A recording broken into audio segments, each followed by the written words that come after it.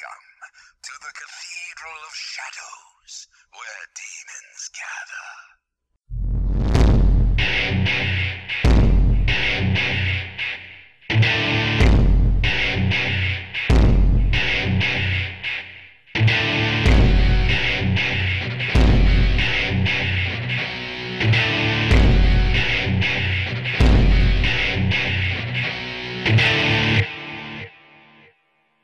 Hello everyone, welcome to the Cathedral of Shadows, a Megami Tensei podcast. I'm Rasen. I'm Katsu. And we have a lot more news to talk about. It seems like every time Cathedral of Shadows tries getting something out of the way, whether it be reading emails or discussing the news, as soon as we finish it, like 2 days later, there's like a bigger pileup of whatever we need to deal with again.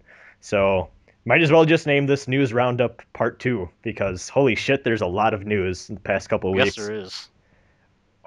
So first stuff I want to talk about, of course, is podcast stuff. So we kind of hinted at this last episode, or me and Sparky did, with Cathedral of Shadows quiz.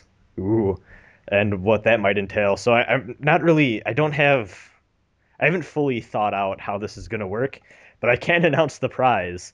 So remember when Persona 4 Golden came out and they had that super duper special edition that I think came with stickers? Mm-hmm. Yeah, I that was think. that was a thing. To be completely honest, I didn't even know this existed until Sparky brought it up. Apparently, Sparky has two. One of them is unopened, and he is willing to donate it to the show for us to use as a quiz prize thing. So stay tuned for information on that. If you want to be the owner of a unopened, brand spanking new Persona 4 Golden Special Edition, and even if you don't have a Vita or you aren't interested in playing Persona 4 Golden, it retails for about $180. Sell that shit, make a profit. Yeah. Yeah, so hopefully I will have more information on that soon. Once again, been busy with school and job stuff, so I don't think that the quiz will be next weekend, but maybe 2 weeks from now is like the earliest I think I could get it going. So, like I said, stay tuned for information on that. And then I want to talk about something that kind of proved a point I've been kind of trying to make to some people for a while. So S-Link FM, you guys know them. Who the fuck are they? Yeah, who are those people that we had a podcast crossover with? Good few Yeah, weeks who ago. are those people? Yeah, I don't know them. Anyways, so they interview. Oh, they're the Persona podcast. Okay, for people that don't know, yeah, they're a Persona podcast. Cool guys. We had a crossover thing with them. They interview a lot of voice actors. And recently they interviewed Amanda Winn Lee, who is Oh My God Teray. Everyone knows her from that. And also, of course, Yukiko from Persona 4 and a lot of other Megami Tensei games. So, being the MegaTen guy I am, I'm like, hey, I'm going to ask a question about recording for Haru from Devil Survivor Overclocked, because she played that character. Um, and the response I got was, I don't even remember voicing that character. I hope this proves a point to all of the people that keep asking why we don't have voice actors on. Like they most voice actors in Mega 10 roles will only remember their Persona stuff. Mostly because Persona is where all the voice acting is at, really. Yeah, it's where the bulk of the voice acting is in MegaTen. Like there's SMT4, but even then, I'm not sure if any of those people would really want to talk about it. Like Yeah. it I don't think I know Matthew Mercer, the guy who voices Walter. I know he's been going out of his way to play every game he's voice acted in, so oh really? yeah, so I have no doubt that he's played SMT4, but I don't think he really knows about the lore and all that stuff behind it. Yeah, so people keep asking Raz and Katsu, when the fuck are you gonna get some voice actors on? And I just keep saying, just listen to S-Link FM instead, because they do it. And honestly, Persona is where all the voice acting stuff is focused, anyways, in terms of Megami Tensei stuff. Just go there. Stop asking, please. Yes, stop asking, please. We're sorry, but please stop. Please understand. Please understand. Stay tuned for the Cathedral of Shadows baseball game about good feelings. Um, Yes. well, I guess big news. So First, we had Atlus. Way back in the day, we had a company named Atlus. They made stuff. Yeah, they That made stuff. They made stuff for everything, despite the fact that it wouldn't sell as well. Remember Jackburst for the Virtual Boy? That was amazing. Yeah, the best game ever made, and I think one of the most rare games ever now. So, well, yeah. And then we all know what happened to Atlus after that, right? Yeah, They around the PS2 era, they died. they ran out of fucking money. They ran out bad. Um, so then Index bought them, and then Index ran out of money and were being shitheads with They their were being shady, yeah, they're being a shady business practices. Those little under the greedy table, with their yeah, record keeping. Little under the table, those buyouts, those payouts. little spooky, a little too spooky for me. A little too spooky for shareholders, and they went under. So then, of course, we all know Sega bought out Atlus. That happened way back. Actually, I think that happened episode 4 of the podcast. I think we talked about that Yeah, even. So that happened a few months back. Well, good news. So basically, Sega, we've all know every time they bring up Atlus, they basically say, "Hey, Atlus fans, don't worry, you're safe here." Uh, yeah. Safe with Sega. this has gotten to a point where just recently they announced that Index as okay, so this is how it technically worked. Once Atlus went bankrupt and basically died in the PS2 days, they stopped existing as a company. They were technically just a part of Index, and the Atlus that we knew post PS2 generation was a brand. It wasn't actually a company. It was just like a brand of games. Like, hey, it's made by these creative people that Yeah, used to be part of the company known as Atlus, but now it's just a brand to slap on something so that people know it's from the same people. This is not the case anymore. Index is actually now going to be known as Atlus. So effectively, Atlus is back. yeah. They never really went away, but now they're back. If that They're makes sense. they're a company again, and like yeah, all 121 of those guys are a company again. Hey, and you know what's going to happen to all the other Index stuff? Well, I hope none of you are worried about that, even though I don't know why any of you would be, because I don't think Anyone I would be. I I don't think anyone honestly really cares about Index at this yeah, point. I don't think anyone gives a shit outside of Japan what Index does. What the fuck does Index even do besides Atlas? I don't even think the majority of Western I don't fans even think Index knows what Index does outside of know. Atlas. They Little used to bit of own everything. Studio. They used to own Studio Madhouse, but then they sold Madhouse to some other group, Sell and like that was bumper pretty much stickers. yeah. Okay. So Index is uh like now a separate thing. So Sega has effectively split the two and given Atlas its It's rights to be its own yeah, little it's company company thing. status back. It's still under Sega, don't get us wrong. Sega still Yeah. has complete control over them, but they're a little more independent now, so that's good. I honestly don't Yes. think I honestly don't think this is gonna change much, aside from the fact that it's basically Sega saying, "Hey, we're not gonna fuck with that list, so stop worrying, you nerds." So Yeah. This is pretty much Sega trying to get in the good graces of all the Atlas fans. the only other thing they could do at this point is like everyone that signed up for the Atlas newsletter is getting a free Jack Frost car. Like Yeah. they're going overboard with it. I love it. That's better. That's good though. That's better than no news at all. And then 6 months later, we'd still be scared as fuck about what's up with Atlas. Um, Yeah. Actually, you know what I think is funny is that I almost wonder in like this doomsday scenario where we had no news. I wonder if people would try like looking at the Persona reveal event and stuff and being like, "Look at what Sega's doing. Now they're milking the franchise, and we're never gonna get any other SMT that's not Persona again." Raw. Like even I've seen some of that already, but I honestly think the Persona event was like scheduled way before Yeah, way before. Index went under. So I almost wonder if that would be a thing that people would bring up because it just seems like a stupid thing that would happen. Um, Man, moving on from business stuff news, unless there's something I'm missing that you want to add. Well, Atlas USA is no longer under the Index brand anyway anymore. They used to be part of Index Digital Media. Now they're just Atlas USA. So So Atlas USA is just Atlas USA. yeah, All right.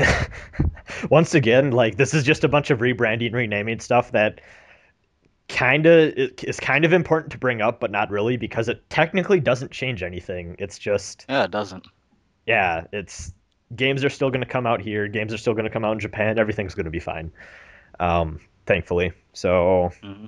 well, I guess there's one more corporate thing to talk about. So, Persona director Hashino pretty much gave us a please understand message. Well, no, kind of actually. So we got a message from Hashino, who actually you called Hashimoto, but I think that was just Yeah, that yeah, was just an accident. yeah. Whatever. It's all good. You all knew what we meant. Anyways, so sorry about that, but Hashino came out and said, "Hey, Atlus has had a lot of problems with their having money. Let's just put it that way. In the past couple of years, please understand." So Please understand, we're broke. we've gone from place to place, kind of been on that poverty status for a couple of years now, a few decades now. um, so we're sorry for making you all of the fans worry about our stuff, and I thought that was kind of nice. But I mean, Yeah. we all know Atlas will continue living as long as people buy their shit. They'll exist in some form, maybe even just as a brand or part of some bigger company. But Atlas will always be around, I'm sure. Um. Yes. So yeah, we got a nice little Hashino message there. What else? Oh, once again, the death of one of our beloved companions. Yes. You love this game so much, so why don't you do the honors? So SMT Imagine is about to die, and like Yeah, less than a week, it's about to die in the States. The only way you can play it is you play it in Japan. Oh no. yeah. So go do that. So I think I said last time that I was gonna go on and play a little bit before it dies. I still haven't done that. I really need to get the fuck on that. I think you said you just don't even give a shit enough at this point to even re-download it. Yeah, I don't really care. But just one more time. It's the last time you'll ever be able to play the train wreck of an MMO that is SMT Imagine. I'm fine. Quadruple EXP. And the sad thing is you still probably need to play like pay to win. No, yeah, so SMT Imagine is shutting down once again. Just wanted to remind everyone in case you missed last 2 weeks ago's episode. Yeah, less than a week if you want to play. So get on that if you really are that interested. Um, guess we got a little bit more to talk about. Persona Q, Shadow of the Labyrinthu. Got a lot of stuff. Oh shit! I just realized because we're recording this Thursday afternoon, we aren't going to be able to give you the up to date info on the two new Persona Q characters revealed this week. But we still have to Uh-oh. make up other week stuff. So who were they again? Teddie and Aigis and Titus. Tygus? Aigis and Titus. Yeah. Tidus? What? Final Fantasy X? Yes. No. Yes, Titus. Persona Q cross Final Fantasy X. Fuck. Wow. First you fucked up, and then I fucked up speaking. Damn it. Yeah. God damn it. I legit just said Final Fantasy X. I'm BRB, Convenience Sudoku. Anyways. No, yeah, Persona Q, Final Fantasy X. No. So yeah, Teddie, I guess fun stuff there. Teddie's Japanese voice will continue being annoying. I Yeah. I noticed this watching the trailer. I guess in Japan, it seems like there's like a phrase she says after every sentence. Yeah, it's Audimas. Is that like a robot speech thingy in Japan that I just don't get No. as an American, or is that what does that even mean? It's like extreme it's like a verbal tick thing where it's extremely formal. She's being extremely formal and professional. Oh, okay. So Yeah. that's just kind of showing how like super polite, whatever Yeah. she's supposed to be. Okay, that makes sense. Um, I don't know. I just noticed that after like the trailer, it got to a point where I rewound it because I thought the audio like was stuck in a loop. Then I'm like, oh no, she just says that after every sentence. That's probably something I'm not understanding because I don't know Japanese. So yeah, there was that. And then we got a trailer during that Nintendo Direct. Yeah. You know what that all means? Persona Q, Cranky Kong. No. Um, yeah, we got, Cranky Kong bonus boss and Persona Q featuring Dante from Devil May Cry series. did, did you see on Twitter today? Nintendo of America changed their Yeah. they They changed their avatars like oh, okay, so for those of you who don't know, Nintendo of America on Twitter changed their avatar as of today's recording. Cranky. Yeah, they changed the avatar to Cranky Kong and like they're acting like Cranky Kong. Took over their Twitter. Like it's the best troll and like the worst thing at the same time. Like it's so It's like stupid, but I don't know. Nintendo, please. Nintendo. It's, But like well, it's like Donkey Kong Tropical Freeze is a good game though. that's what I've heard. Except according to GameSpot, they gave it a 6 out of 10 because it's too hard. God damn, I'm sick of reviewers doing that. Like that God Game's Hand, too hard. like that God Hand review where the guy just didn't know how to play it, so he's like 3 out of 10 IGN. Um, that's depressing. But yeah, we saw a little bit more general gameplay stuff during the Nintendo Direct for Persona Q. Actually, it seems like we were wrong. So I think this was the Nintendo Direct trailer, at least. It might have been one of the character trailers. I'm not entirely sure. It looks like there is actually points in the game where characters become tiny. Oh, Yeah, that was in the Nintendo Direct trailer, I think, and I was kind of shocked. Um, and I don't know what the hell that's about, but we saw it again, and it wasn't with Mitsuru, Shinji, and Akihiko, so I just kind of figured that's gonna be part of the plot in some way. plot twist. Everyone's tiny. Every time I like see that kind of stuff with Persona Q, everyone becoming tiny, I just think of Final Fantasy 3 and how there's certain places where you had to inflict mini on yourself to Yeah. go around in dungeons and how fucking annoying that was. Uh, actually, no. Toad was even worse because you'd have to cast Toad and you couldn't do jack shit. Just You're just there. yeah, you're just there. You get random encountered, you're fucked. So that's awful. Hopefully, Persona Q doesn't actually have mini as a status element, is what I think I'm getting at. Oh, what else with Persona Q? Oh, we got some info. Oh. So this is actually thanks a lot to Pepsi Man, who I think is actually a woman, but I'm not sure. So I'm sorry to Pepsi Man for not knowing your gender, but he or she they I'll just use they have translated a shit ton of the Persona Q stuff, and actually they that Persona 5 interview we talked about 2 episodes ago uh, talked about that. Or no, she or he translated that. So really doing good in terms of translating news for the fandom. So gonna link to their stuff below and actually link to this little piece of information we got. So this is from Famitsu apparently, and we got some awesome Persona Q news. The main being that uh, Persona 3 and Persona 4 party members can now use alternate personas. They're referred to in the magazine as sub-personas.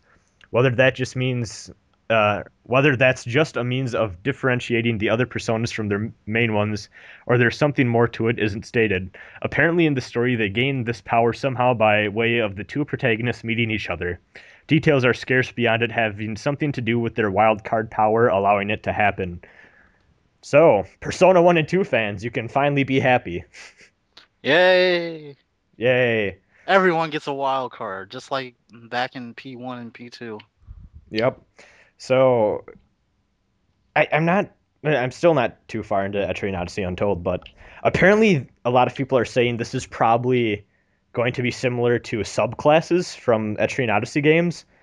Yeah. So I'm not sure how those work, but it basically seems like it'll change up how your characters use their skills and what their stat increases are like on level up.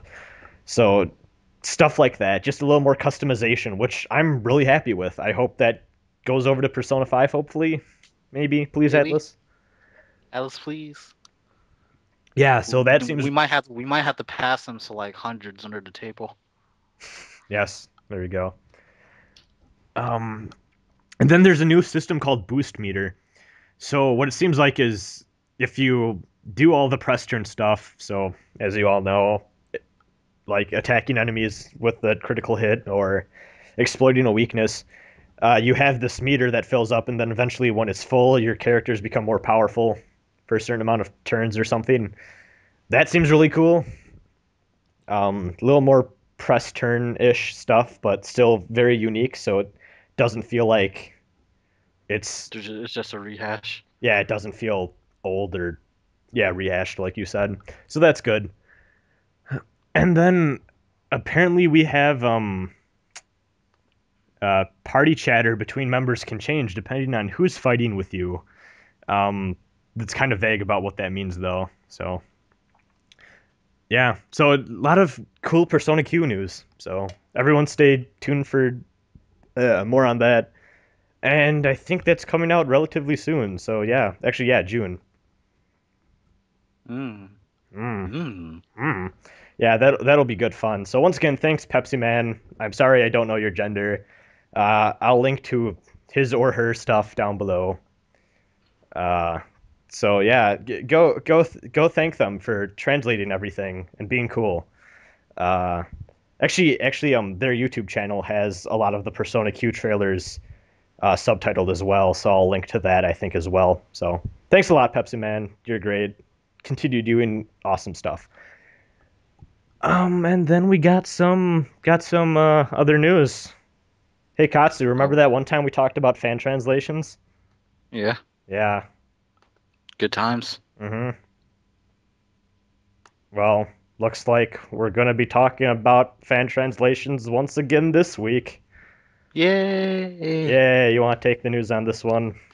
So, Megami Tensei 1's fan translation is going to be released soon. Well, Very not soon. exactly soon. Well, in terms of fan Not translation exactly soon. It's stuff, still like half a year away. yeah.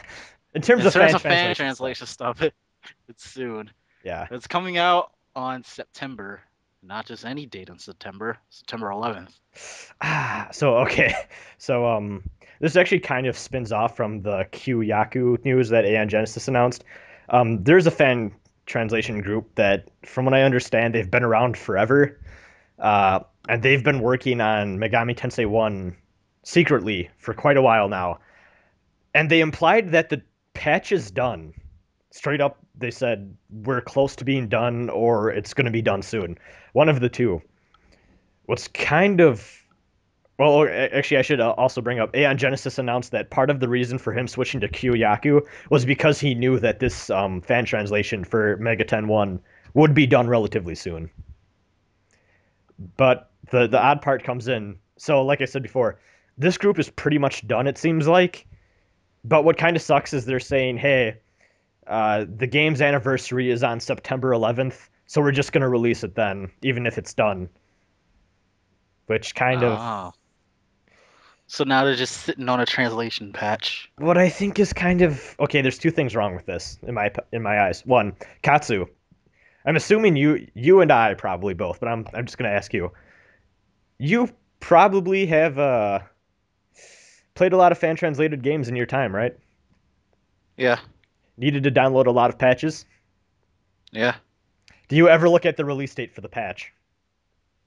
Not really.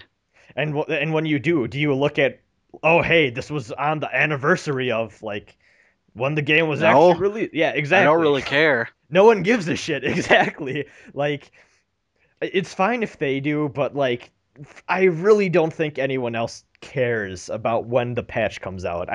Because when I download something, I don't look when it come like when it came out. I just look, oh hey, it's a fan translation patch Hey, for a game I want to play.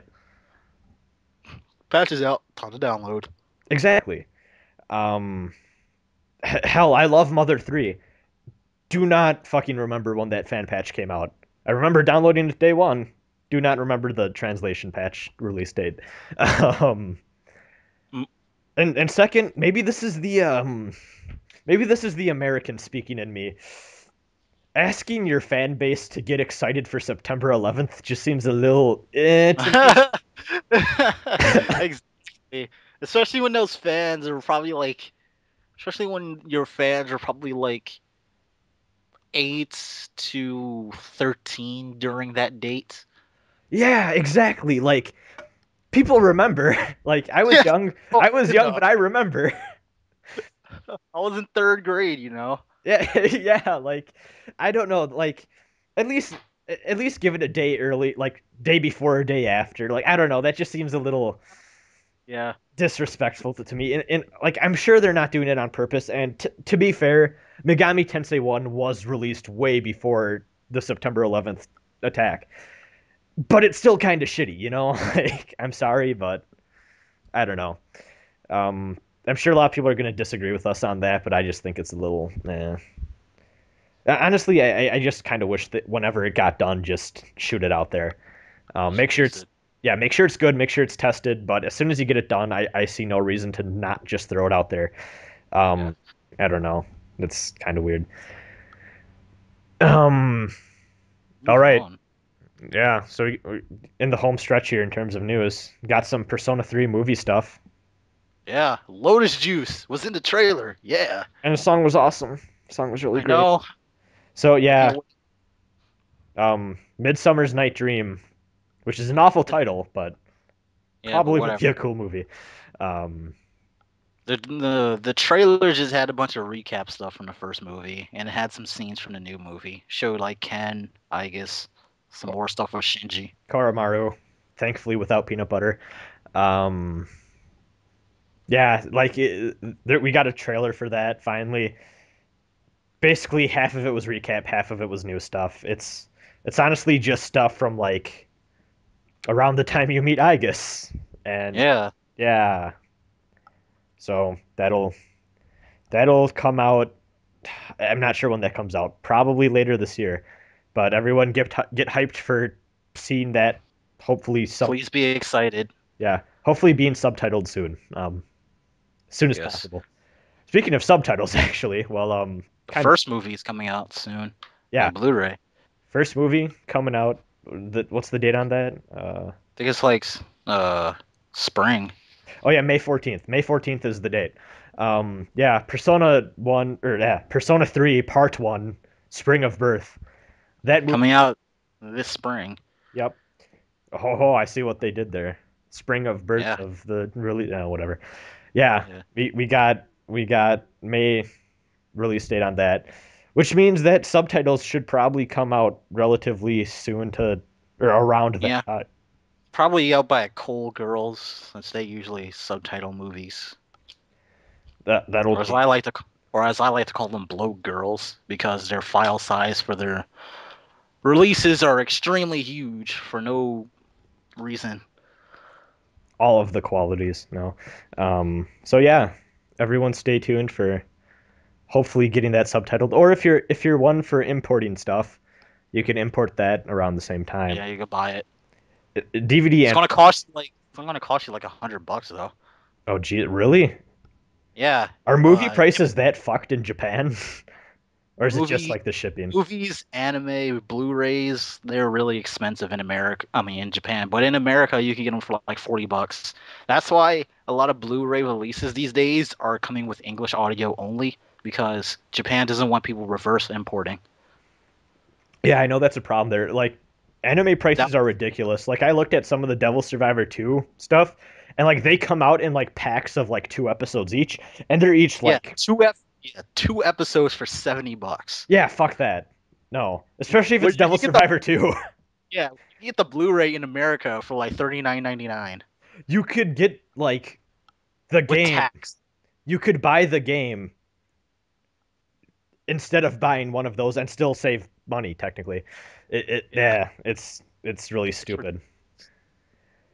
Let's see what else. Well, I guess that's it for Persona 3 movie news. I guess this is something that happened actually close to around the time we did the FAP, little bit after. SILICONERA, who we talked about for having a really good article that one time about SMT. It was pretty good. Yeah, it was a really good article. It was fascinating. It was amazing. It was definitely did gaming journalism justice in a time where gaming journalism isn't very good, sadly. Uh, and then I think both of us said we really love Siliconera as a site and as a news source because it is way better than the majority of the other shit out there, right? Yeah, Yeah. So sadly, regrettably. yeah, they came out with a pretty bad article, and it was Yeah, called Persona 5 and Wish Fulfillment. And yeah, basically, what it was the guy who wrote the that great SMT article we're talking about, Ishan, and another guy in like chat log form. I don't know how else to describe it. Basically, having a conversation back and forth about what it comes down to. It was basically SMT versus Persona, but with game journalists doing it, and that kind of depressed me. yeah. The war is so bad that even game journalists are picking up on it. Are What picking sides. I know it's so bad. No, um, The war is raging on. and it's not just the fact that they talked about that because it's fine to compare and contrast and say what you like about one over the other as long as you're being respectful about it, and they were. It's just is that they made really bad generalizations specifically against Yeah. personas. Like one of the people said that a lot of people that buy Persona only just want to re-experience like high school life and Experience have high school virtual friends and all that virtual friends. and stuff Pretty like much reminds me of those old Fatless comics where you just had the really fat guy playing Persona 3. It's just like, oh man. yeah, those And are. He's wearing his Atlas t-shirt. I would wear that. Fuck it, no. Um, actually, I probably would. Fuck it, why not? Let's make t-shirts. Yeah, Yeah. like it honestly did kind of come off in that same vein of being douchey. And it kind of depressed me, but it brought up a good point. And actually, on our MegaTen, they had a pretty solid discussion going on in the comment section about Persona and wish fulfillment. Because I think Persona 3 and 4, I think we can both agree, did kind of in a way empower you as a player as Yeah. you're playing through it. You definitely were the more popular kid, especially in Persona 4. Yeah. Uh, God, you see the way he walks? Like, Jesus Christ. He just so doesn't much give two swag. shits. Yeah, Swag. swag. So honestly, this is something that I think is definitely rooted in the social link system, and Yeah. this is something that was talked about a lot within that Reddit comment section. It, not much bad stuff happens to you. Well, I guess I just put it this way: Persona 3 bad stuff happens to you, but you're still kind of that popular kid in school, or like that kid everyone wants to like fuck. B. That, exactly. Well, that too. Um, and then Persona 4, bad things happen, but usually when bad things happen, they don't have very lasting impacts on you as a player, or they are bad things that happen to other people that you don't necessarily care about, if that makes sense. So Yeah. we had an interesting discussion about what Persona could do to uh, fix this or whatever in the next game. And I wrote up a big thing that I'm kind of proud of, so I'm gonna write it. Wow, Yay. I sound pretentious as hell as I said that. No, Pretentious douche. yeah. Okay, so basically, I was responding to someone who said that. Um, basically, I think what they were talking about is that games shouldn't make you feel bad. Like there shouldn't be a Persona game that's dark and edgy and makes you feel like shit and make you feel horrible after playing it. So this is pretty much what I responded with. I'm gonna cut it down a little bit. Games by their very nature should be empowering to the player. I agree. Playing an 80 to 90 hour game that makes you feel like garbage is probably a waste of time at the end of the day. The problem is when the game is trying to convey a theme, but then ignore certain aspects about said theme for the sake of empowering the player. There needs to be a balance, and while I don't think Persona 3 or 4 break that balance, they're dangerously on the edge. I'm perfectly fine with the happy atmosphere, the ability to make tons of friends, the comedic cutscenes with you and your friends and family having fun, etc. Those are fantastic, and there are great ways of showing off the themes and ideas presented in the story. A game about friendship and relationships wouldn't be complete without showing you the rewards and benefits of such bonds, after all. Deep breath. Anyways, however, I feel that I feel that any theme should explore multiple sides of an issue, or else the overall message is weakened. Explore both explore both the positives and the negatives, if you will. Usually, this is done via the main conflict, and in general, this is how Persona does it too. The antagonists represent negative aspects of human emotions/relationships that the protagonist and friends must overcome. I think I've started to understand what the heart of the issue is. There's two parts of Persona: the supernatural dungeon crawly RPG side, where most of the main conflict happens, and the social life sim side of the game, where you make friends, interact with other people, and help them deal with their issues. This side of the game doesn't have a large overarching conflict. Each character has their own issues that they must deal with, and you help them through that. The conflict in this part of the game is very rarely directed at you, the player. You're helping other people out with their issues, and in general, it doesn't affect you. As a result, the life sim part of the game feels relatively safe. And I don't mean safe as in you can't lose HP in this part of the game. I mean safe in the sense that you very rarely feel a sense of negative consequences in regards to how you act, what you say, etc. There's little negative response to saying something wrong during a serious situation. Once again, I don't think that this sort of feeling should be present all of the time, but I'd sure appreciate it if it reared its head up once in a while. Think of it this way. Friendships are special because they are, in a sense, rare. Your trust, love, and loyalty aren't emotions you can freely give to a stranger. It takes time for both parties to warm up to each other and share those emotions. Positive relationships are something to be cherished because they aren't something that is easily gained. Friendships are beautiful because the chance of two strangers having their personalities align is, for lack of a better term, out of the ordinary. However, the way that Persona's social link system works now, every relationship develops in a positive way.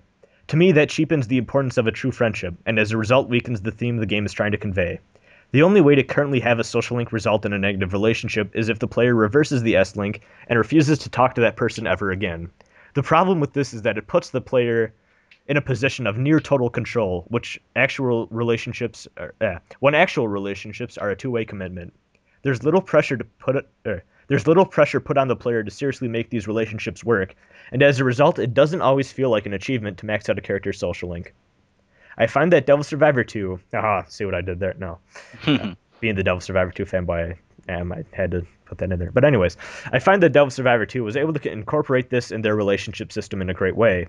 In Devil Survivor 2, characters that you did not become close enough with over the course of the game will actually leave the party once disagreements come forth and opposing opinions start to flare up. In my first playthrough, this happened to me with the character of Otome. I was never mean to her in-game. Far from it. I had spent a lot of time with her character in optional story scenes, and found her interactions with the other characters, specifically her daughter, very endearing. Unfortunately, near the end of the game, Otome didn't agree with my character's actions and decided that it was time for us to part ways. She left the party, and there was nothing I could do about it, and this really got to me. I didn't do anything wrong in my eyes, so why was she so upset? Why would she abandon our blooming friendship when I had been so kind towards her? But there was nothing I could do. She left the party, and that was that. This made me kind of bummed, naturally. I lost a character I had enjoyed being around. But in the end, that made me appreciate my relationships with the other party members more. They were the ones that had stuck with me through thick and thin. Even the ones that had initially disagreed with my actions had decided that an argument isn't worth ruining a friendship over, and that compromise is better than never interacting ever again. The loss of a positive character relationship had highlighted just how great it felt to have relationships with my other characters. This goes for everything. Loss makes us realize the importance of what we do have in life. Almost done here. Sorry.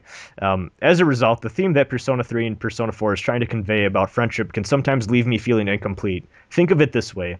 The reason that beating a difficult boss is so rewarding is because you were able to overcome all the challenges in your way to reach victory.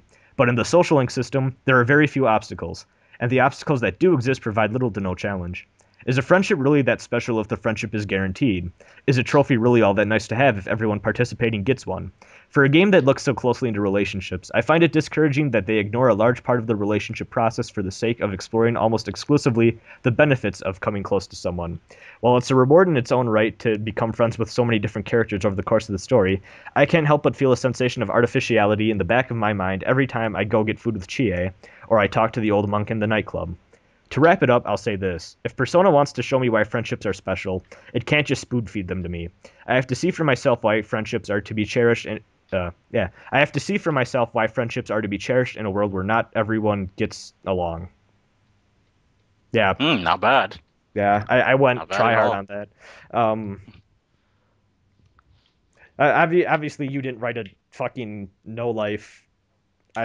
want to write something about a stupid video game. But Katsu, how do you feel about like wish fulfillment stuff in Persona? Like, do you think they should go in a direction where they should get away from that a little bit, or do you think they should keep going the way they have been, or maybe even? I feel like Persona 5 is going to change it a little bit. Because the entire theme of Persona 5, I do feel like the aspects of relationships and friendships and all that is going to change. Because the whole theme of, hey, you're supposed to break free from society and all that stuff is definitely going to affect how the characters interact with the player. And you brought up an interesting point where it's all about the person you're interacting with, it's all about their problems and stuff. It's hardly ever about the protagonist's problems. I know they're supposed to be you and all that stuff, but I would like to see some conflict where the Someone helps protagonist, you? yeah, someone helps you out. That would be really good because honestly, no one there's never a point in our lives where we don't need help from someone else in some way. Like we may Yeah, think we have everything under complete control, but there's always someone that has a piece of advice to give that could help us in some way. And I think that'd yeah, be great to have in the game actually.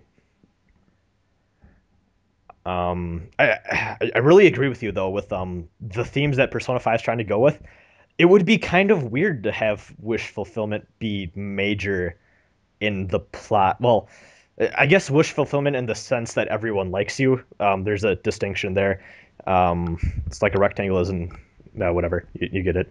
Um, but I think that's something that Persona 5 probably can't do as easily. Where if it's about people that are kind of looked down upon in society or are held back by society, it wouldn't make sense for everyone to like you. yeah. It really wouldn't. So I'm gonna be really interested to see how they handle that. Like I don't want it to be a thing where, oh hey, time to go to school. Better hope you don't get beaten the fuck up today. Like that would be dumb, but I mean it really wouldn't make sense for you to be the popular kid if the game is trying to convey these themes. Yeah. So yeah, now that we try harded on that, um, I think that's it. Should we go to emails? Yes, we probably should. Go into those emails. Um, okay, so there's actually this is from Jack Frost, and he says, "Download the file, hee ho, and all will be revealed." And it's a download link for a file just called program. And I didn't download it because I was nervous. And then when I did decide to actually go download it, the link had expired. So yeah. So sorry, Oh, Jack it could have been Frost. it could have been a demon summoning program, and you just missed your chance. Yeah, actually, people, if you, if you do send us something to download, I probably won't just because I like not having viruses. Like image attachments and like video links and stuff like that are fine, but No programs. yeah, I'm gonna get a little sketchy when someone sends me a file called like program. It's like, oh fuck, .exe. yeah, program.exe. Like, oh fuck, nope, not getting ransomware today. This, oh, and also I think that's the first time Jack Frost ever emailed us. Whoa, how long has Yeah. that? Oh. How long has that taken? Holy shit, like 21 episodes. Wow. Oh yeah, Cathedral of Shadows can drink in America now. Woo. Yeah. Okay. This is from Andrew, and he says, "Did SMT change your mind about difficulty in video games?" Uh, then he has a second question, Mm. but let's tackle this one first. Not really. I've always been one that liked being challenged in video games. Yeah. In a way, like, crap. I guess I kind of grew up with an NES, so I kind of had to. Like, I always loved Mega Man as a kid. I loved playing, like, whenever I beat a game, I almost always would play because back in the day, I think a lot of kids that, well, I think a lot of people around our age, I guess, can kind of relate to this.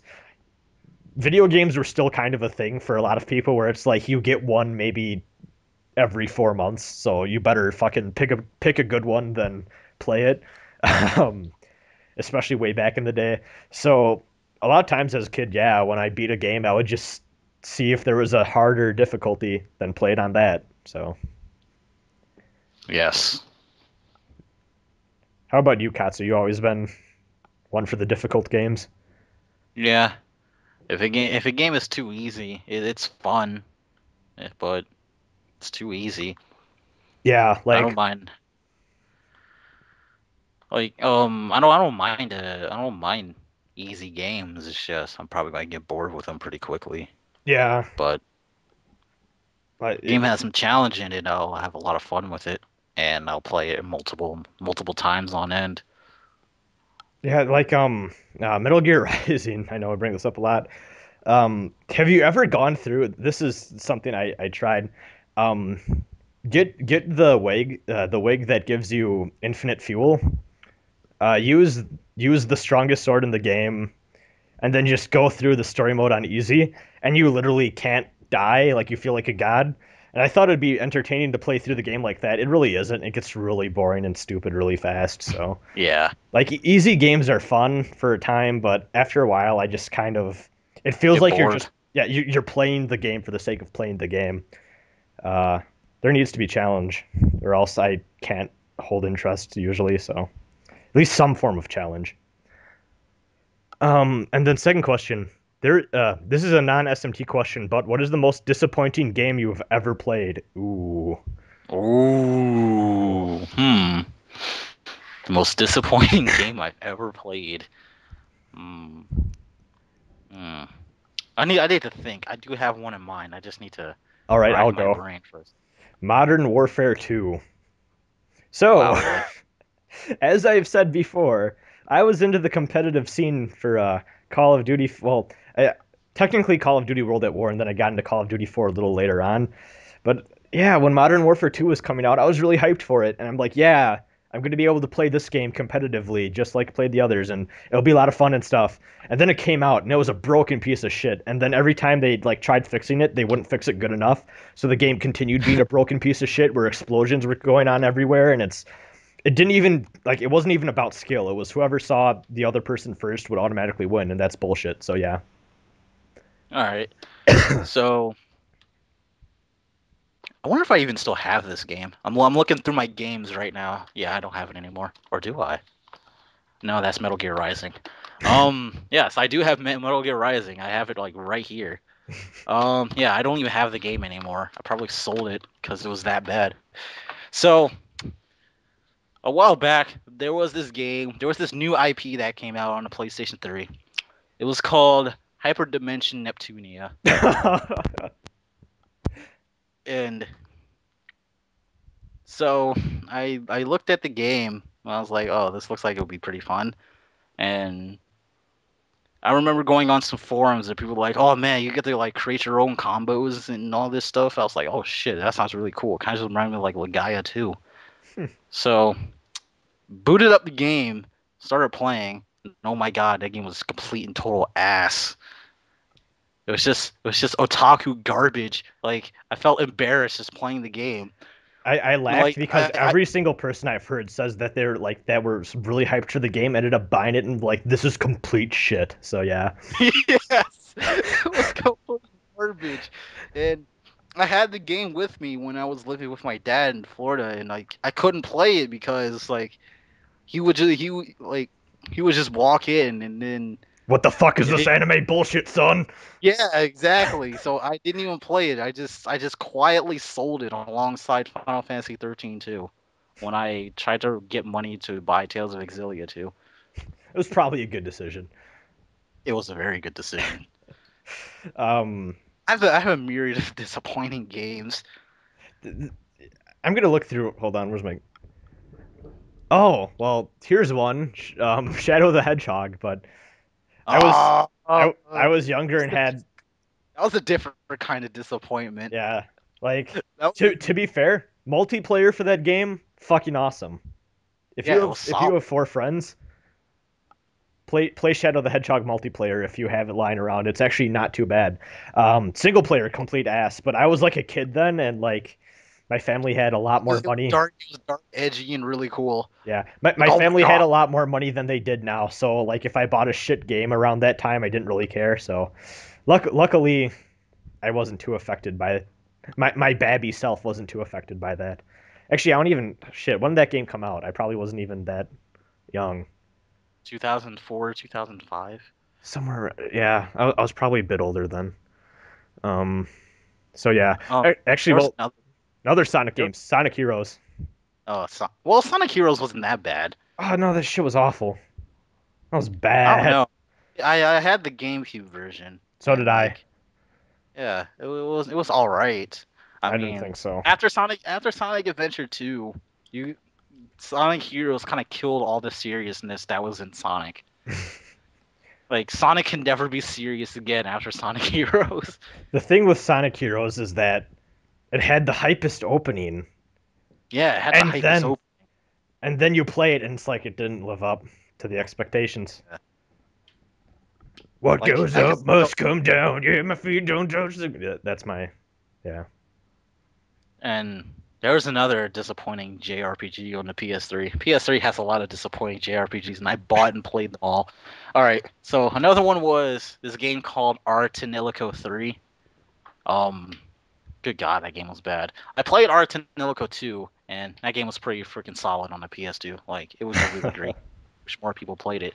But apparently, Artanilico 2 was really glitchy, and yeah, someone made a patch for it for like the emulated version, but yeah. Anyway, Artanilico 2 was good, and I saw Artanilico 3, the limited edition, just sitting in the back of the GameStop, and I was like, you know what? I should buy it. I mean, how come a limited edition of this game is just lying around? I wonder. I had that So with Final Fantasy 12. I have the Final Fantasy 12 Steelbook edition. yeah. I got it for $10 at a GameStop. I'm like, well, why the fuck not? I don't even necessarily think this game is the best, but it's $10 for a limited edition. So yeah. So I bought Artanilico. I played like 5 hours of the game and then never touched it again. I sold it the very next week, and it was the same guy who gave it to me. He was like, "Back already? Did you beat it?" I was like, "Nope." Put the game down, and he gave me a refund. I Not I bad. I love it when GameStop people recognize you. Actually the Yeah. this is gonna be hilarious, but I can't believe I don't think I've ever mentioned this before. The GameStop employees around here actually order enough Megami Tensei games like for me and my friends plus like a few extra copies. Wow, I'm really? Yeah, I'm not making that up. Like like with Soul Hackers, they're like, yeah, we knew we had like a few fans in this town because like me and my friends, like I have like just group of 7 friends that we all like MegaTen. I mean, I'm the most like into it, but most of them have Hmm. played Persona. One of them's only played SMT4, but like we're all kind of into it. So yeah, well, around the time that SMT4 came out, he's like, oh yeah, I remember that all of you came in like got Soul Hackers like pretty much as a group, and I'm like, yeah, we did. Um, so he was like, yeah, so we ordered like we remembered that, so we ordered enough copies of SMT4 for you guys and a few extra for in case anyone else in this bumfuck nowhere town wanted some. So I was like, oh, that's cool. So yeah, sometimes GameStop can be cool, but not often. So yeah, disappointing games. I think that covers it. Damn, we went try hard on that too. Yeah. Cathedral of Tryhards. So thanks, Andrew. That was a good email. Yeah. This is from some ale. It says, "Dear you people, or other such as snails with newspapers, what first boss of any SMT game did you have the most trouble with? For him, it was Belder. He was the first Atlus boss he had ever faced. So yeah." And he says, "P.S. Yasu Magatsuhi, I've only been vile twice. All other times I was fallen. Or Dragon if you count DDS. Also, you aren't even law, you are neutral." Oh, point him out. Oh shit, oh shit, oh shit. Anyway, yeah.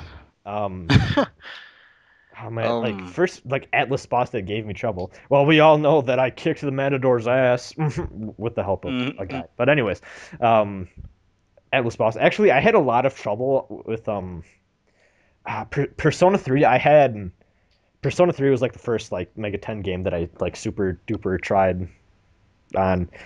Actually, well, I guess this kind of counts. Devil Survivor Overclocked. I downloaded, or well, no, actually, technically, Devil Survivor 1. I had downloaded the ROM for around the time it came out, and I got to the fight with the Wendigo, and it kicked my Yeah. ass, and I'm like, this game's bullshit, it's broken, and I deleted the ROM. So I guess technically the Wendigo almost alienated me from Megami Tensei until I Yeah. became For smart. me, it was the very same boss. Like he chewed me up and spat me out, and and I was like, dude, I was on Skype and I was like, oh my god, I can't beat this boss in this game. And so I was like, why don't you use cheat codes? And I was like, no, I'm not doing that.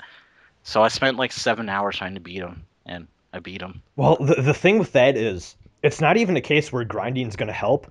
That is the Yeah, first boss in the game where you actually need to use strategy. yeah, And I think that's what gets most people with the Wendigo, is you need to think about what the fuck you're doing. And if you screw up even twice or three times even or whatever, you're probably going to lose. It's just a yeah. fact. So I'd say, yeah, that one. But also Persona 3, the two full moon bosses, I always forget which full moon bosses are which. The two bosses that you fight when you get Fuka, Oh, Emperor and Empress. yeah, because if I recall correctly, it's because my party members kept doing stupid shit, and like they kept getting reflected or something like that. But I had a lot of trouble with them, and I remember after that scene, it's like, oh hey, you unlocked the ability to use the battle command knockdown or whatever, and I'm like, that would have been really fucking helpful for that boss I just fought. Um, so yeah, I was butthurt about that, but.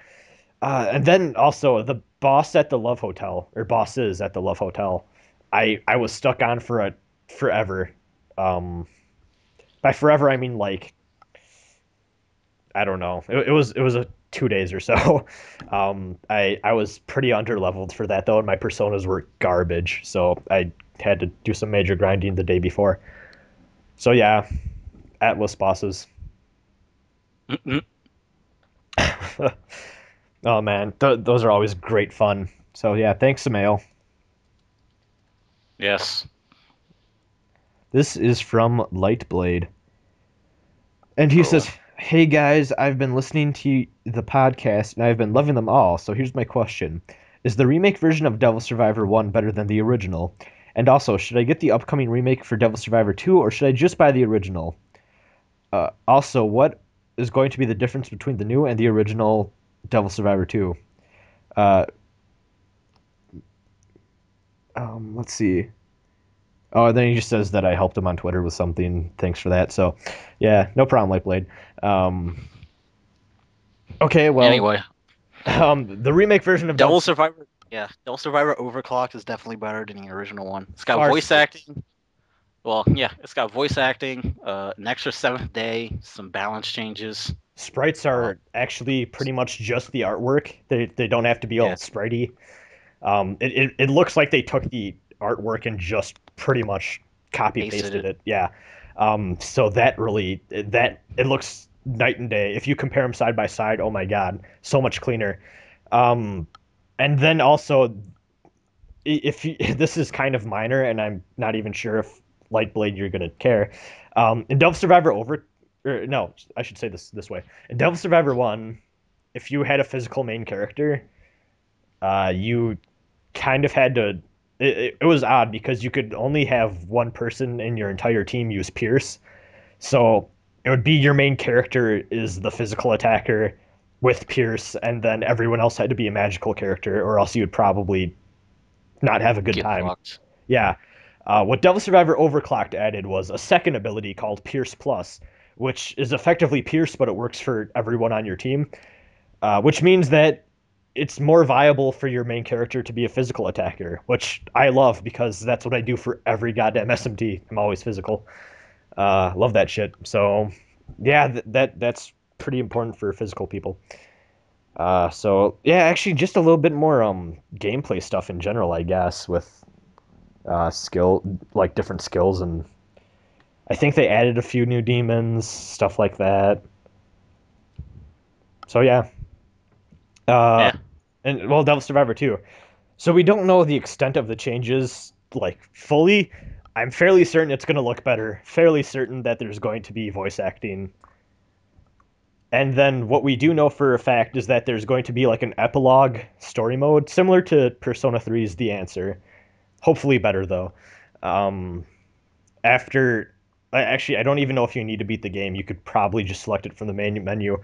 But yeah, there's going to be a second story mode added into the game, which is fucking awesome. Yes. Yeah. So And female Yamato. yeah, and female Yamato. So the problem is I used to be one for saying, hey, Devil Survivor 2 Break Record's about to come out. You might as well just wait for the English localization. We don't have a release date in Japan anymore. They keep pushing it They back. keep pushing it back, but Atlus USA is going to bring it over. That much is obvious. It's a MegaTen game. Honestly, though, I honestly don't see us getting it before 2015. Yeah. So if you're really looking, it's cheap as fuck now too. I'm pretty sure you can find it for $20. So if you want to wait like a year, maybe two, for the English release of Break Record, wait. But if you want to just play Devil Survivor 2, you could buy it now for cheap and then later on get Break Record if you want to, or not, whatever. Um, I honestly, I recommend just buying it right now if you really want to, since it's going to be a long wait. So yeah, thanks a lot, Lightblade. Yes. Moving on to the next email. This is from Jack. And it says, you know that Hyrule Warriors game that Nintendo is making? What if they did something to Shin Megami Tensei, like Megami Warriors? And what would you want to see out of in terms of story modes, characters, etc.? Um, Honestly, I'm not gonna lie. I've tried out Dynasty Warriors lately. I actually picked up Dynasty Warriors, one of them for the PS2, for like $2 at a rummage sale this summer, along with Dark Cloud, GTA San Andreas, and some other game that I can't think of right now. Um, like they've been lying in my game pile, and I tried out Dynasty Warriors first. I, I don't care for it. I honestly don't. Hmm? Hyrule Warriors looks good though, but I don't think I'm just not a fan of the Dynasty Warriors style of gameplay.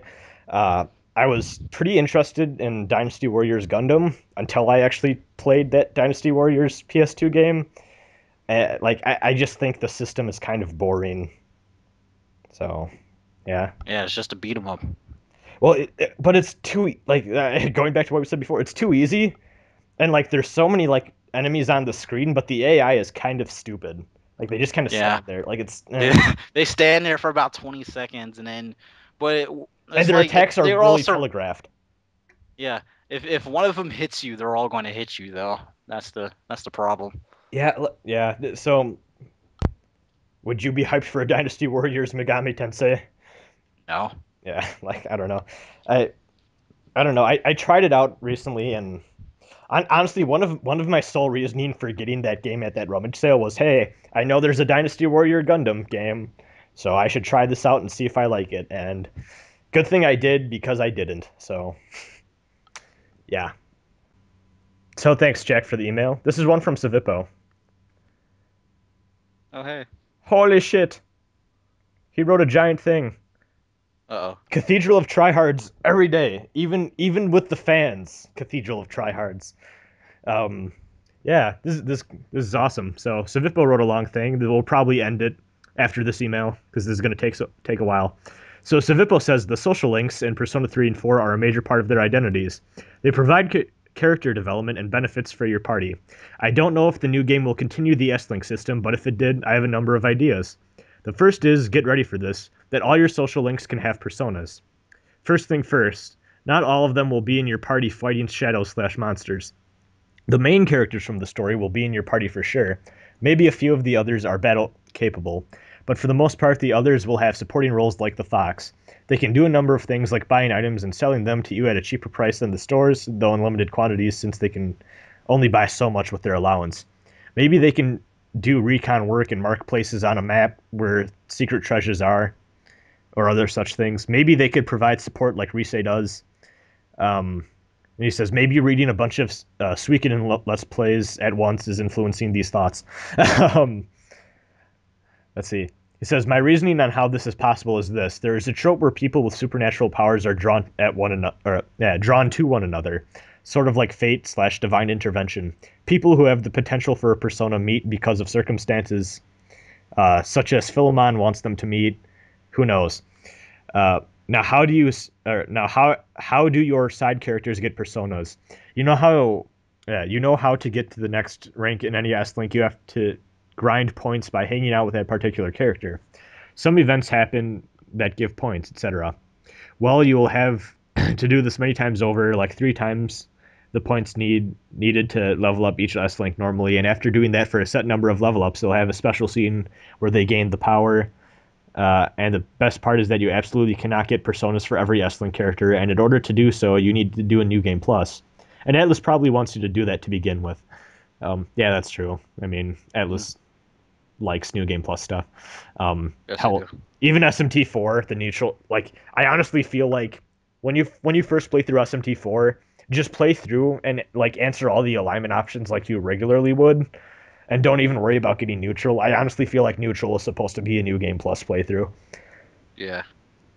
Um, it says a question you might have is why I developed their powers from being near the main character long enough. Well, that's what happened in a number of times in one of my all-time favorite series, JoJo's Bizarre Adventure.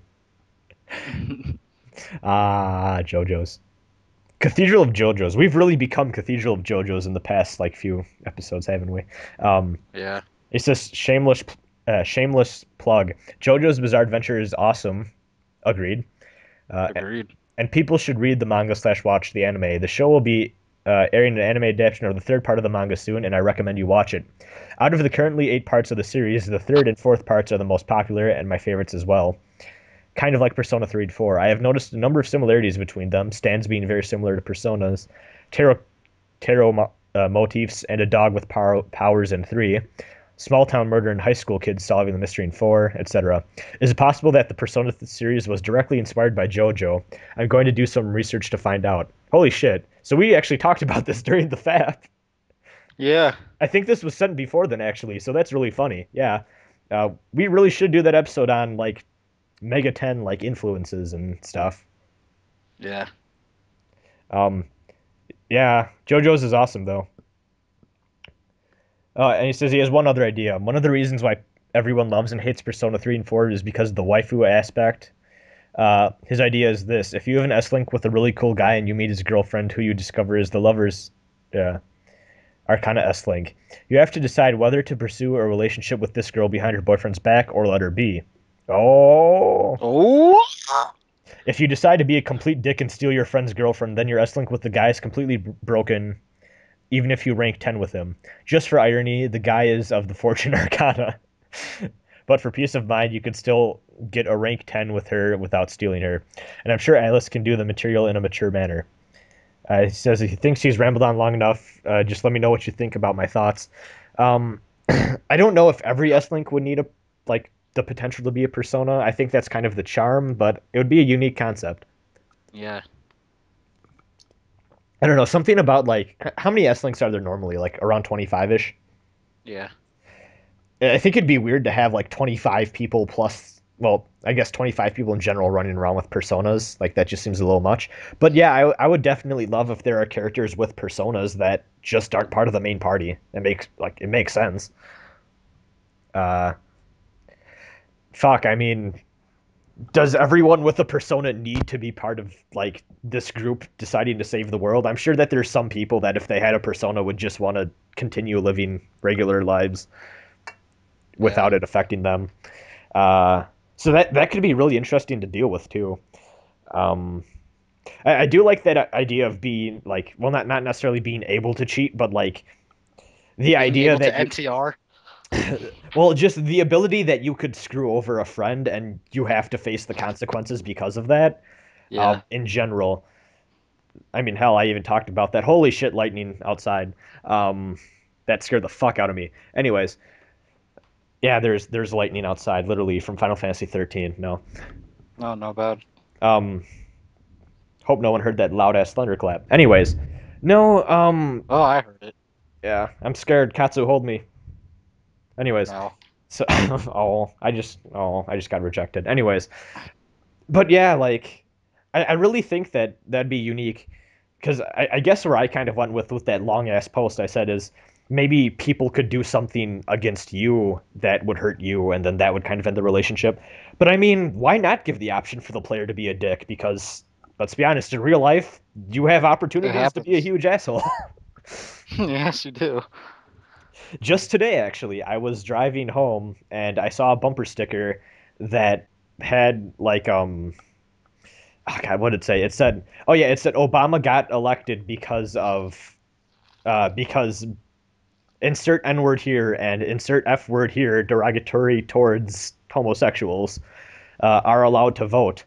And then when I was at the intersection, right next to the guy, gave him the finger and drove off because that's just fucking awful. And why the fuck would you want that on your bumper sticker, fucking asshole? Anyways, like yeah, like sometimes just decide to be an asshole in real life, and that's not necessarily great for relationships, but it works. So yeah, Hmm. Atlus hopefully delivers with the new social link system. It'll be interesting to see how that all works out. Yeah. Thanks to Vippo Because for an awesome email. yes. You had a thought? Oh, I said we already know social links are coming back. There's no reason for Atlas to hide the fact. We know it's there. We can feel its presence lurking in the shadows. Yes. We can like hear Igor whisper social links in our ears at night. Social link, social link, social link. Um, yeah, like they might as well like come out and just be honest. I something that I've kind of had a struggle with is I don't really care for the calendar system, but I love social links, which is weird because it almost feels like you can't have one without the other. So in my mind, Yeah. I've been tossing and turning trying to figure out how the fuck could you have like a social link system without it being with the calendar system too? And I don't know if you can, and that kind of depresses me. Yeah. But yeah. Maybe Atlas will figure out a way, but the calendar system's probably back, let's be serious. Yeah. So yeah, I think that's it. We did work. Yes. I think that's it. All right, stay tuned for more information on the quiz thing for your chance to win a sealed copy of the limited edition of Persona 4 Golden for Vita. And yeah, see you guys. Bye.